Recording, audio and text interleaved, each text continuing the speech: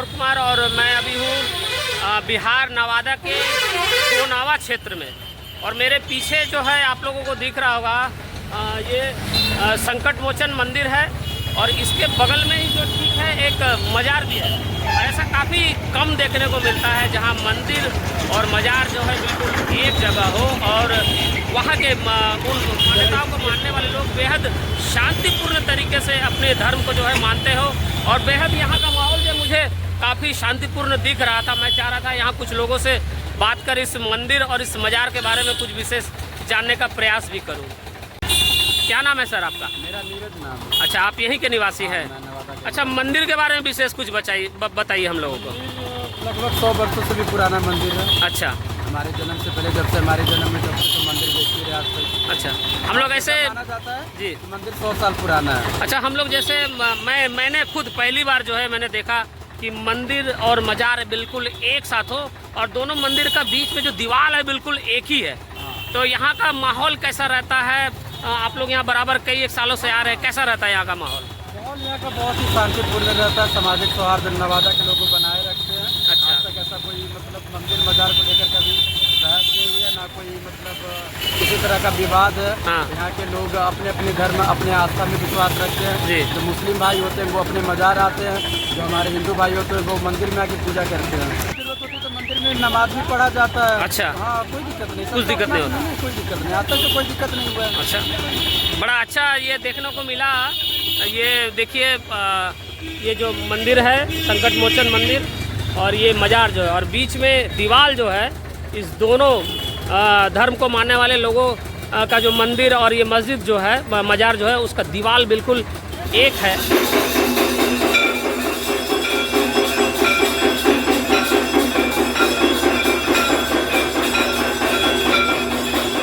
कहाँ से हैं आप?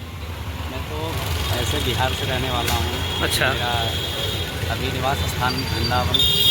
अच्छा, वृंदावन। आप भी साथ में हैं ना सर? जी। अच्छा, मंदिर दर्शन करने के लिए आए थे। मंदिर के बारे में कुछ विशेष जानकारी है आपकी? मैं तो इधर से जा रहा था तो रास्ते में ही ये मंदिर का दर्शन हुआ और हम सब मंदिर का दर्शन करने के लिए यहाँ भगवान का दर्शन करने के लिए आए। मैं बिहार से रहने वाला हूँ लेकिन इस मंदिर के बारे में विशेष जानकारी मेरे पास नहीं है। लेकिन यहाँ के भक्तों की भीड़ ऐसे है तो मैं ये कह सकता हूँ कि मंदिर जब है और प्रभु जब साक्षात स्वरूप में विराजमान है तो बड़ा सौभाग्य है कि हम सबको दर्शन करने का सौभाग्य ठाकुर जी की कृपा से प्राप्त हुआ।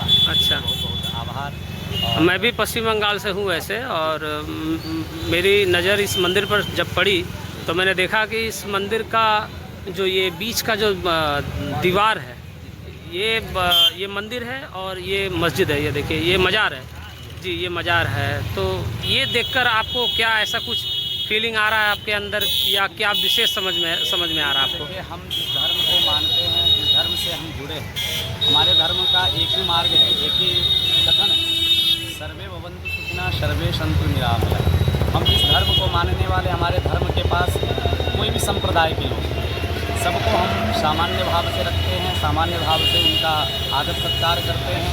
और हमारे धर्म की इतनी प्रभाव है कि हमारे धर्म के पास जो भी आएंगे सबको एक भाव से हम सब अपनाते हैं। ये मंदिर और मजार जो है एक तरह से एक सद्भावना का संदेश देने का प्रयास कर रहा है। पूरे भारत के लिए सोचने की बात है कि हमारे यहाँ भगवान बजरंगबली विराजमान है स्वरूप में और बगल में ही आपके मजार है जी। मतलब ये संसार को एक ऐसा मतलब रीति है कि आप देख सकते हैं कि एक पास में हम सब संप्रदाय मिलजुल कर रह रहे हैं।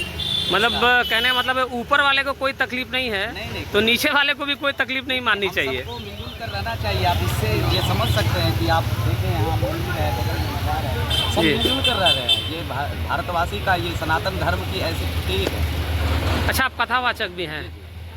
कहाँ वैसे कथा? मेरे पूर्व कथा Hisua Jeevan Jyoti public school doctor आरती साहू जी के सानिध्य में चल रहा था और अच्छा। अभी मैं कथा से ही बस अपने अवगत स्थान पे मैं जा रहा था।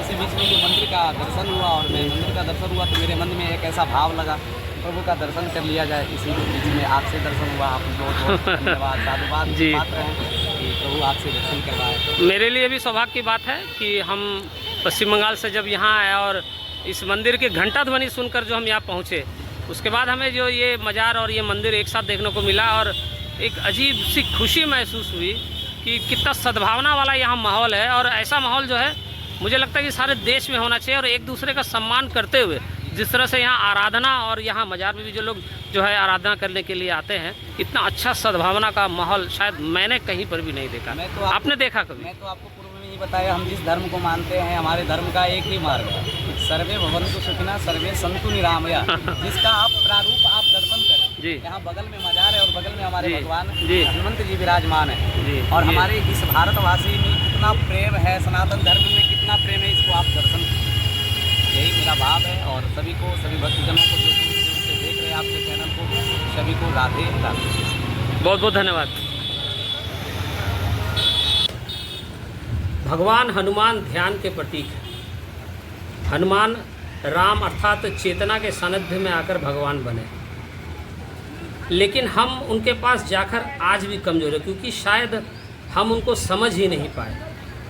हमारी आराधना में ही कहीं ना कहीं कोई त्रुटि रह गई।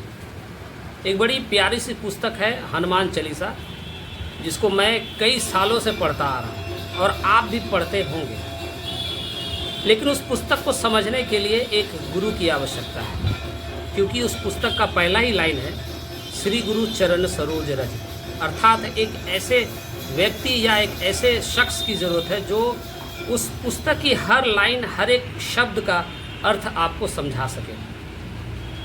जब आप उसके मतलब को जानेंगे, उस पुस्तक की हर एक पंक्ति की लाइनों को आप समझ पाएंगे, तो देखिए उसके बाद आपके जीवन में कितना सकारात्मक परिवर्तन आता है।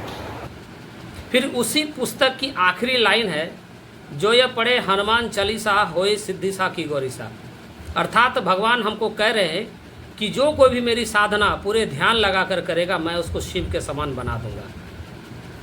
हम प्रतिदिन उस पुस्तक को पढ़ते हैं, लेकिन शायद उसके मतलब को समझने का प्रयास ही नहीं करते। और जब कुछ हम प्रभु से मांगते हैं और वो मनोकामना हमारी पूरी ना हो, तो हम कहते हैं भगवान हमारी सुनते ही नहीं।